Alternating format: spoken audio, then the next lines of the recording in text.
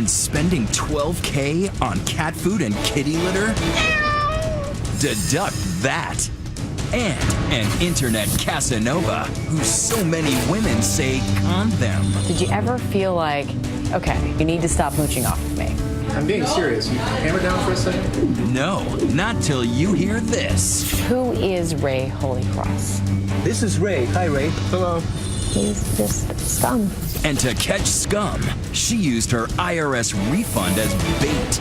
You got taxed. And the picture-perfect Facebook family with thousands of followers, giving not money, but their hearts to help their little boy fight cancer. Only none of it was real. Why would somebody do something like this? What happened when the family suddenly vanished from the net? 2020 tracked them down. Hi, it's Elizabeth Vargas. Facebook fakes. Plus, from hobbling on crutches to running on stilettos. What's going through my mind is she's a big old fake. They're faking their way into a disability paycheck. Tonight, they're all shameless. Here's Barbara Walters. Good evening. It's just 3 days until your taxes are due. So we start tonight with the story of a woman who used her tax return like bait in a honey trap to ensnare a former lover. In fact, a whole group of women say that they were scammed by the so-called internet Casanova, who not only took them to bed, he took them to the cleaners until they got even. Amy Robach has the story. This is Ray. Hi, Ray. Hello.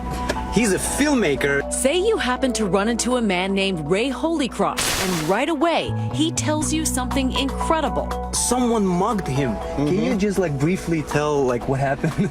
Briefly, a rather short man came up to me, and he had a rather large gun. Yeah. A gun? A gun. Are yeah. you serious? Yeah. You take pity on him, right? As you're about to see, plenty of people all over the country claim that would be one big mistake. When I say the name Ray Holycross, what's your reaction? It gives me chills, makes me feel sick. Jen Clark says believing Ray Holycross helped make her life a holy mess. Just 2 years ago, she was on top of the world, an independent career woman working for a software company in Portland, Oregon. She had a nice home with a swimming pool and was raising her 12-year-old daughter on her own. Obviously, everybody wants Prince Charming. But then you thought you met Prince Charming. Yeah, I did. Prince Charming, a.k.a. Ray Holycross, a 29-year-old heartthrob, contacted Jen via the website Plenty of Fish. And in no time, she says she fell hook, line, and sinker. All right, babe, I love you. He was attractive and charming, well-spoken. He said he was a director, told me that he worked on the show 24. And movies. So he was exciting? Oh yeah, he was, it was super exciting. So sure she'd found the one. She says when Ray told her he'd been mugged and lost all his luggage and credit cards, Jen opened her heart. Right away, they were living together, sleeping together, but she says not exactly spending together.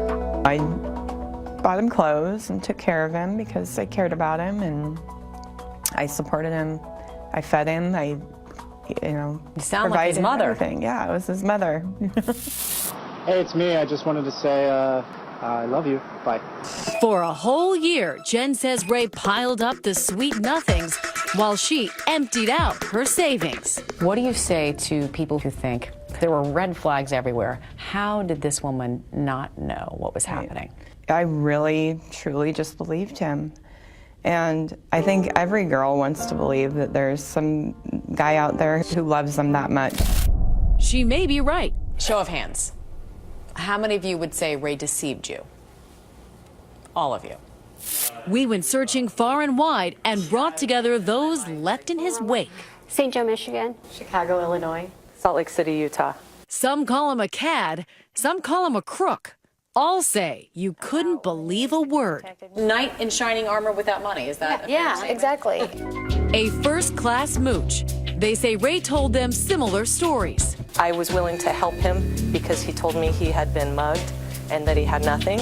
They claim Holycross took whatever they would give, free food, free rent, sometimes even sex, until the day he suddenly vanished. What did Ray take from you? My iPad. He took my daughter's iPod. Around $4,000 at least. Just my time. But he gave me the ability to know that my gut instinct is number one. From jilted to vigilante, they decided to turn the tables, figuring if Ray found his women on the net, that would be the place to sound the alarm. They created this website and a Facebook group to get the word out, to raise potential new girlfriends and locate old ones. How many girls are we talking about? Oh, we called 45, 50 women. One of them was Jen Clark. They said I supported Ray for however long, and then he stole from me. And you believed them? I believed them. But still not enough to bail on Ray. Months later, she lost her job and says Ray told her they could start over in Chicago and he'd foot the bill. I'm being serious. Can you put the camera down for a second? She gave up that beautiful home with the swimming pool and says she woke up one morning only to find all the warnings come true. Ray was gone, along with her ATM card. She told the police he stole $900. I lost not only just myself, my dignity, my faith in humanity, but I lost my daughter, who now lives with her dad. Really, I lost everything. On your side, investigator Tom Jensen's here with a story of Ray Holycross. But now Ray was on the run, with the news starting to spread locally. Police across Oregon are looking for this man. And nationally. He's being called the Internet Casanova. Even Ray's own brother had had enough. He digs holes, gets into lies, and it's just a non-stop thing. But where exactly was Ray? This is Ray. Hi, Ray. Hello. He's a filmmaker. He does edits. He does Hollywood production and everything. Hard as it may be to believe, where he was on camera. We're about an hour away from Boise. Incredibly, Ray had crossed paths with that man we saw earlier, who was driving cross country and recording the whole trip on video. And there he is, apparently telling the same old story. Someone mugged him. Can you just briefly tell what happened? A rather short man came up to me, and he had a rather large gun. Yeah. A gun? A gun. Are you serious? Yeah. That's crazy. Ironically, the man's video blog was called The Truth Is. Do you remember Ray? I'm still here. The road trip turned to road kill when Ray arrived in Mishawaka, Indiana, and met Teresa Bridegroom. With a name like hers, he might have thought he had found the perfect foil for his next romantic romp. He had no idea. He had just met his match. Who is Ray Holycross? He's just scum. Only days after meeting him through mutual friends, Teresa invited Ray to live with her and her 10-year-old son. She says she even let him use her Chevy to go to his supposed TV job out of town. But this reality show should have had a TVMA rating. Teresa later discovered cell phone videos of him with other women having trysts in her truck. It just makes me sick that he did that in this truck. I don't even want the truck. It just disgusts me to know that he did it. Something else disgusted her too. A receipt from a local pawn shop. She says he had sold her expensive camera. I thought, no, I'm not letting him get away. There was no way I was going to do that. So how do you catch a rat? With cheese, courtesy of the U.S. Treasury. So what did you do? I had texted him and told him I got my tax check. That tax refund, fresh money in the bank, drew Ray back like a moth to a flame. A half hour after Ray arrived at the apartment, Teresa quietly called the cops. Within a couple minutes, they were pounding on the front door.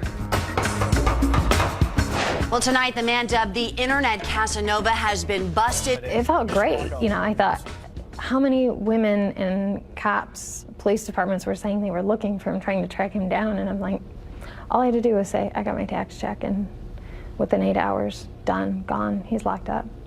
Holycross pleaded guilty to a charge of theft, served 9 months in this jail, and then was extradited to a different county where he was convicted for another theft. He is scheduled to be released in December. What should happen to Ray? He should be in a mental institution. In the meantime, these women simply want to warn prospective online surfers. Look out. They believe whenever Ray Holycross gets out, he could be looking to break your heart and your bank. I'm in control when I wanna be. I'm in love with technology. So, what's the most extravagant thing you've ever done with the money you got back from Uncle Sam? I hope you did. We are live tweeting throughout tonight's program, so let us know using the hashtag ABC2020. We'll be right back. Next, is this woman eating a chocolate bar the mastermind behind one of the biggest Facebook fake-outs ever? Why would she make all this up? We're on the hunt. Hi, it's Elizabeth Vargas. How shameless can they get? Coming up.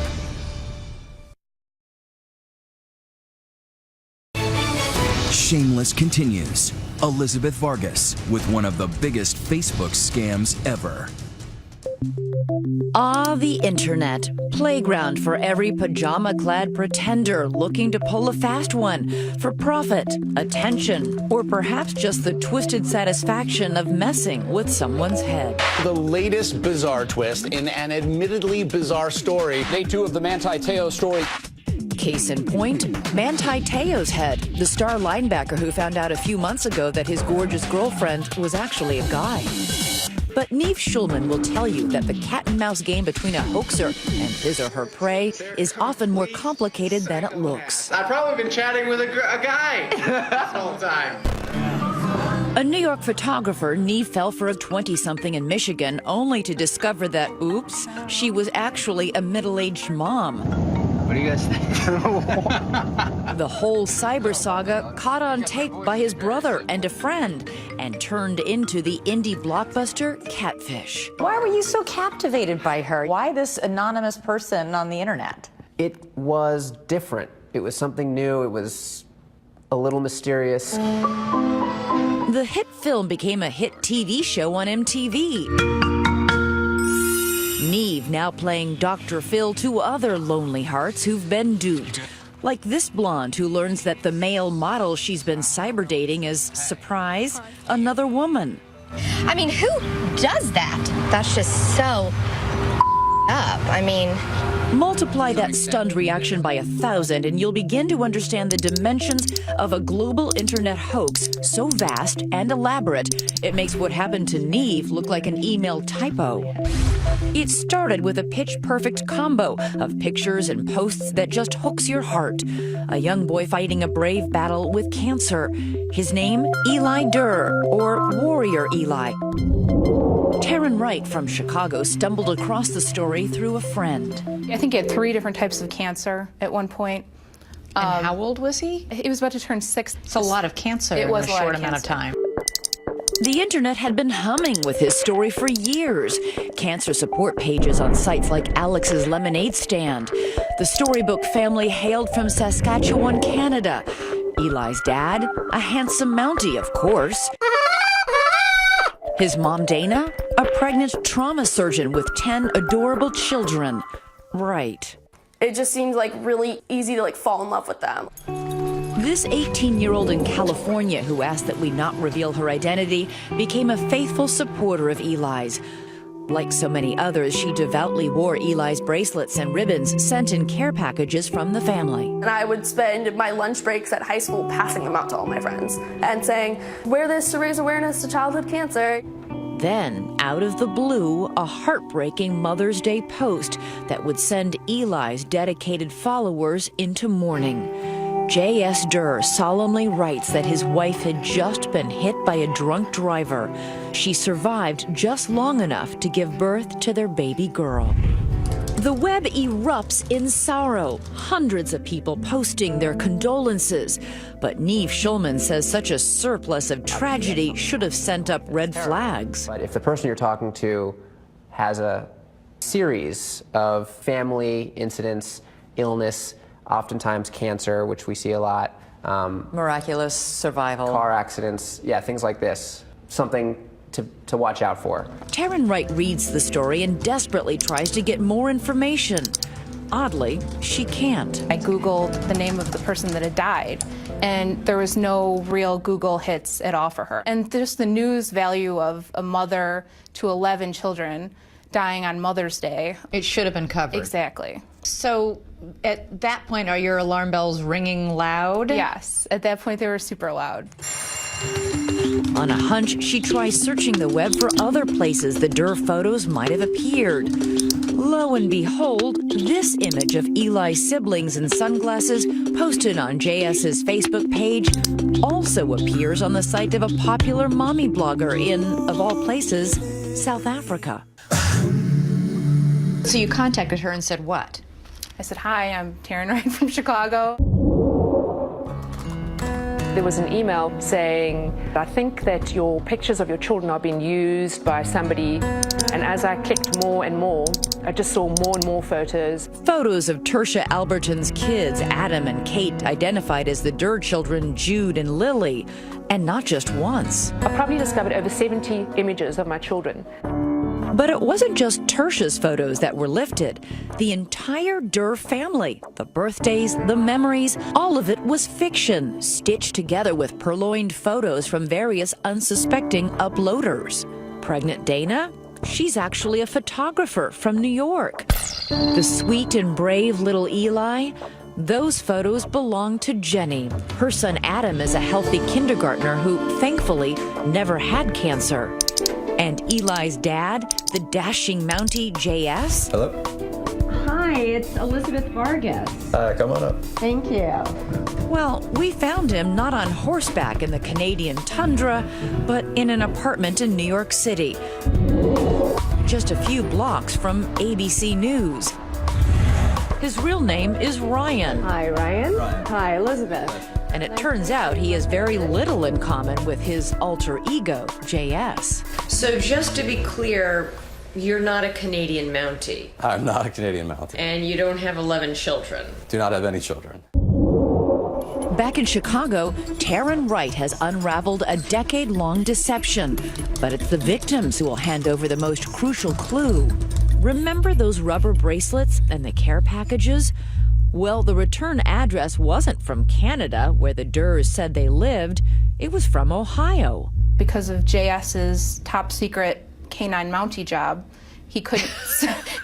His top secret canine Mountie job? He apparently had a sister in the United States that would send this out for the family. How convenient. Right. And who was the sister in the United States? The sister's name was Emily Durr. But unlike the fake family she created, Emily Durr is real. This is the mistress of deception right here, in the sweatshirt, munching on a snack outside her parents' house in Ohio. Emily Durr declined our invitation for an interview through her attorney. She's not been charged with any crime. The only thing she appears to have violated is the terms of the service agreement on sites like Facebook. And of course, everyone's trust. She did, however, offer an apology to the internet community that she betrayed, which Taryn posted on her website. Why would somebody do something like this? Why would she make all this up? She didn't profit from it. She did not profit from it. I think that she must have had, the attention must have kind of been addicting. People who do this, I think, justify it by saying, okay, I know I lied, but what's important is that it was still me. But do you buy that? Do you buy that this is a victimless act? A victimless deception? There's absolutely a victim. To share intimate details of your life and feelings with someone who's deceiving you is wrong. No one should go through that. Do you think we're going to see more of this kind of phenomenon? Absolutely.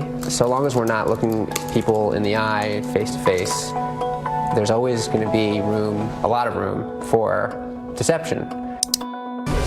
Next, they're walking and playing just fine, except when it comes to walking to work. Fake disabilities, free rides, and some injury-free activity. Dare I ask what you mean by activity? Paid for by your tax dollars.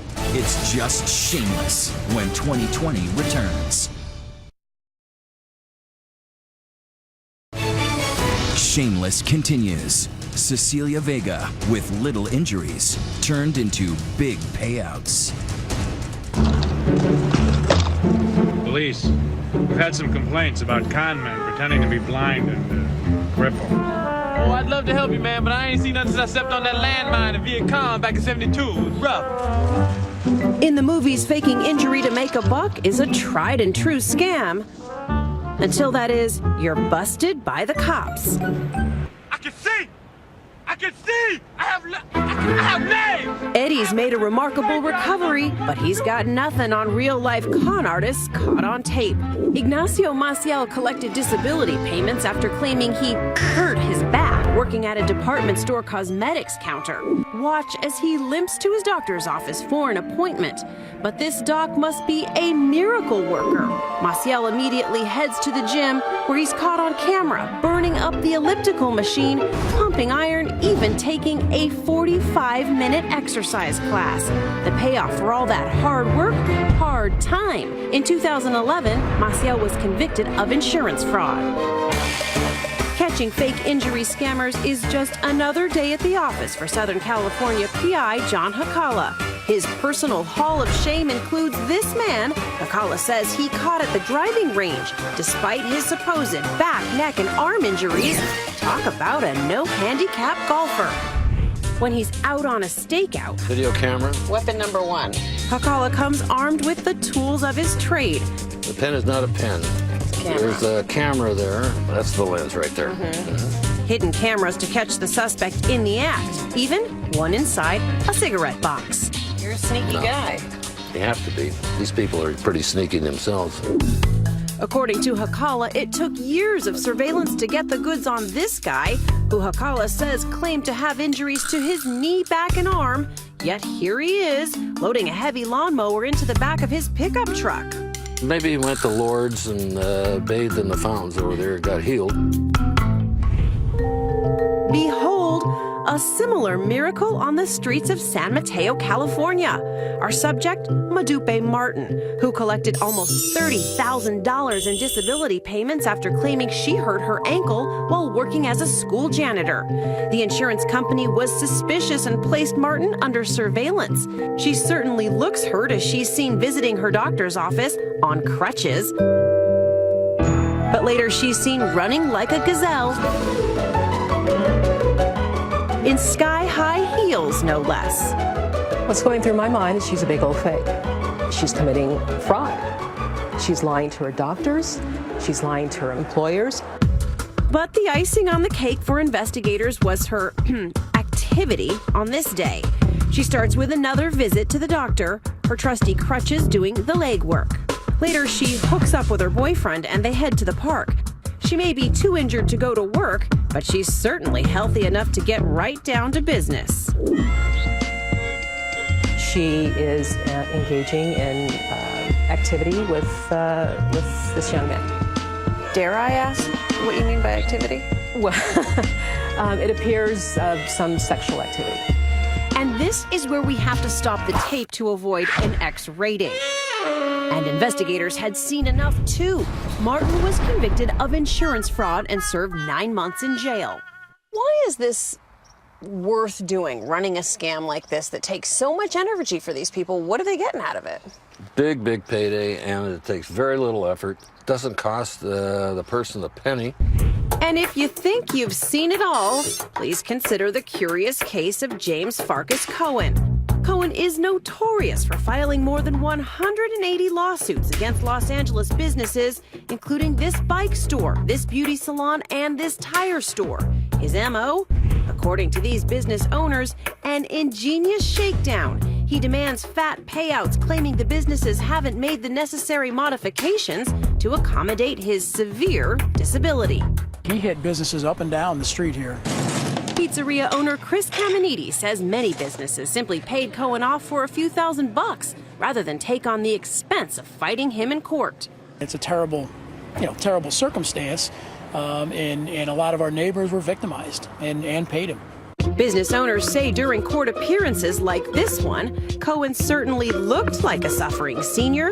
In fact, in a court document, Cohen claimed he had end-stage emphysema, which he said limited his ability to walk, work, speak, and breathe, and required him to use a wheelchair and an oxygen tank.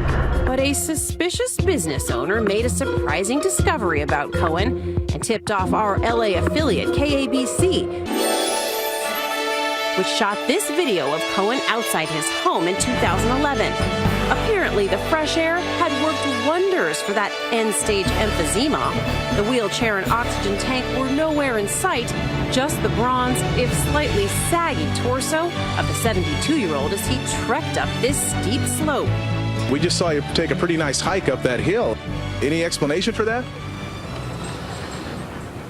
Why don't you just talk to my attorneys or doctors about all that?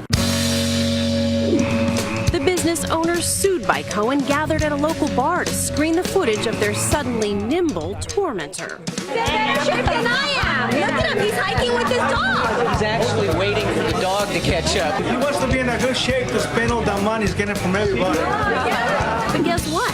Cohen later showed up at court. His condition had apparently taken a turn for the worse. Cue the crutches. You really can't put the crutches down now. We know you can walk. You really don't need to do this. I can walk, yeah. And sometimes I have trouble. KABC's expose helped business owners win their cases, and Cohen's now in even more trouble. He was recently convicted in a different scheme involving bilking government agencies out of benefit money.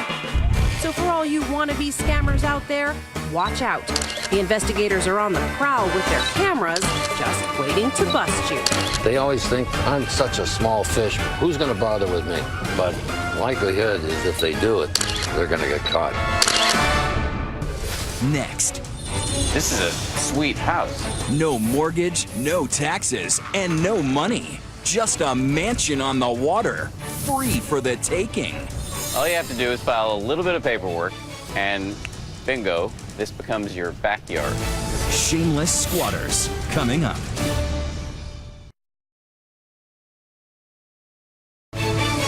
"2020 continues with Dan Harris and Squatter Scams. Boca Raton, Florida, a city synonymous with conspicuous consumption, designer clothing, designer dogs, and bombastic boats. Welcome to the aptly named Golden Harbor Drive, where everybody's backyard is right on the water. Rocking the infinity pool. Pretty good look. It is a Tony enclave that not long ago played reluctant host to a strange and uninvited guest. This is it right here. Shortly before Christmas, Mike Avram notices something odd transpiring at a house on his block. This is a sweet house. It is a $2.3 million, 7,500 square foot plus-size palace. The previous owner had money problems, signed it over to Bank of America, and moved out. Now, a stranger is moving in without paying a penny to the bank, and he's not alone. A bunch of guys pull up and move into this beautiful house and tell you they are establishing an embassy. An embassy for their mission. Their religious ministry. mission. Yeah, and they're going to have transient families coming in and out in accord with their ministry. And your response to this was? I don't think that's going to fly. It gets even weirder quickly. The new occupant posts paperwork on the house saying nobody can enter without an invitation and 2 types of ID. On the elaborate forms, the name of the man who now claims ownership, Andre Barbosa. Neighbors Google him right away, and up pops the Facebook page of a 23-year-old Brazilian, an aspiring hip-hop artist who calls himself Loki Boy after the Norse god of mischief. That is when neighbors call 911. They've changed the locks, they put a no trespassing sign out, and they're moving in. All right, I'm going to have an officer dispatch as soon as possible. I called the police on these right here. Squatters. They're just defiant. The cops show up and speak to Loki Boy, who you can see right there on a neighbor's cell phone video. But here's where what seems like a clear-cut trespassing case gets truly crazy. Loki Boy presents the police with this document, which stops them in their tracks. Loki Boy is claiming something called adverse possession. The notion is that someone can move on to a property, fix it up, take care of it, and after a period of time, it's their property. It is an obscure but very real law that is on the books in all 50 states. If Loki Boy stays for 7 years, the mansion is his.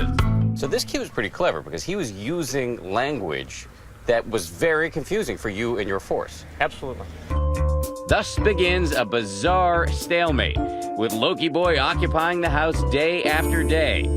Police, prosecutors, and the bank are in a state of confusion and paralysis. In fact, at first, the bank denies even owning the house, which is a lucky break for Loki Boy, who meanwhile is living large, working on a new rap video with the mansion as a backdrop.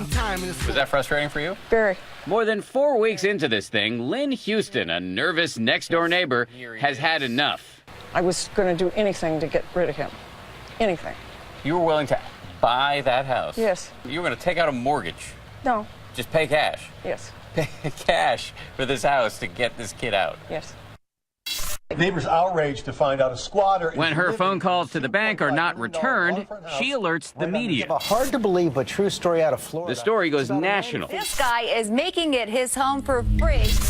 Meanwhile, the nervous neighbor is convinced that the nightmare here on Golden Harbor Drive is connected to something much larger.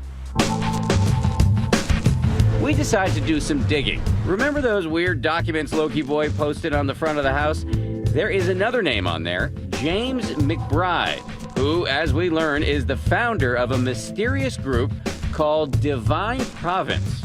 We can take back all this property that has been taken from us. McBride is an ex-con who's done time for cocaine importation and run-ins with the IRS. He says he hasn't paid federal income taxes in 26 years and claims he can teach you how to live like him. McBride is very suspicious of the media, but he agrees to speak exclusively with ABC News. What is your connection to Andre? He's a member of the Divine Province. He says he didn't know in advance about Loki Boy's mansion takeover, but he now supports him fully. It's lawful to move into a house that's not yours and say, this is mine. Correct. But there are many other laws McBride feels he and his followers are not subject to. How? He shows me a seal he says was a gift from Pope Benedict himself. What can you do with this? It means I can now give orders or issue decrees that the Vatican and the Roman Curia must follow. Are you saying that you have some sort of papal authority here in North America? In the globe. In the globe? Correct. So you have primary control of the earth? Correct. That seems like a lot of power. I understand. It is. And a lot of responsibility. This may sound ridiculous, but the FBI is not laughing. There are an estimated 300,000 people in this country who share some version of McBride's belief that American laws do not apply to them. Some of these people are using tactics like adverse possession to take over vacant homes. This one right here has been claimed by a guy named Paul Delator. We found examples all over South Florida. All you have to do is file a little bit of paperwork, and bingo, this becomes your backyard. And it's not just Florida. This is happening all over the country, with people moving into empty mansions without paying a dime. Why did you decide on this house? Why not? It's a beautiful house. Meanwhile, back on Golden Harbor Drive, fully aware of this situation now, nervous neighbor Lynn Houston once again takes action, hiring off-duty cops to watch Loki Boy's mansion. Some people aren't sleeping. Some people can't eat. Just 2 days later, with media attention reaching a fever pitch, the cops mount a raid. We showed up here, opened the door, walked in, no one's here. They haul away Loki Boy's stuff and change the locks. 51 days after it began, the nightmare on Golden Harbor Drive ends with a whimper. Loki's house of cards has tumbled down. He has sneaked off quietly. The home is now back in the hands of its rightful owner, the bank. The neighbors, however, have not heard the last of Loki Boy. Days later, he officially releases this music video where he is seen dancing with his mother against a backdrop of the mansion on Golden Harbor Drive, which, by the way, has now been sold legally. I think the whole neighborhood feels safer. I feel resolved. We'll sleep better tonight. If anything good has come out of this ordeal, the neighbors say it's that they've grown much closer. They throw a victory celebration complete with a surprise guest. Okay, Loki, come on out. A Loki boy impersonator.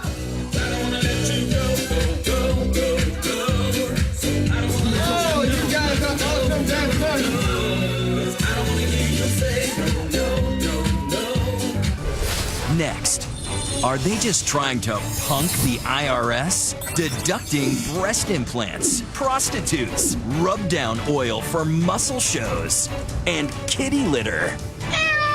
The craziest tax write-offs we've found. And even crazier, some of them were approved. Shameless deductions when we come back.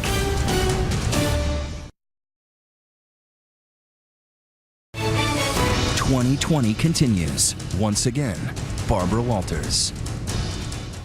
When tax time rolls around, it's a given that there's going to be some creative bookkeeping with those deductions. But creative or crazy like a fox when you hear what some of your fellow Americans think they can get away with, and some of them do.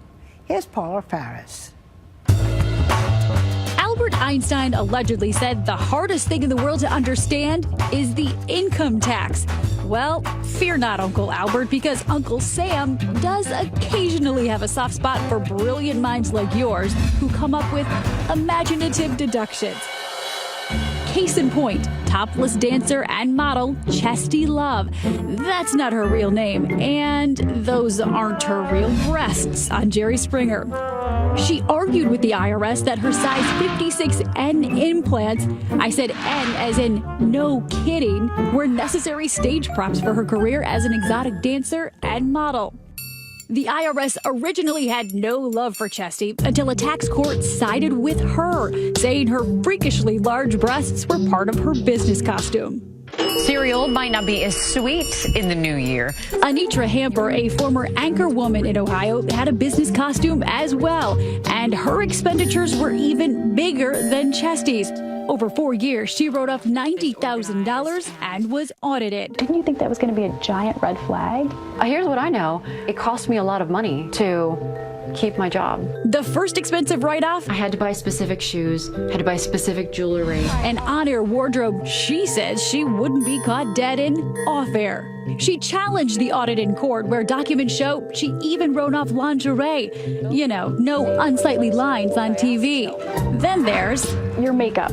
Have to have it. As you know, high definition television changed our lives. And, you know, it's expensive. I too spend a lot of money on makeup and hair, manicures, and pedicures.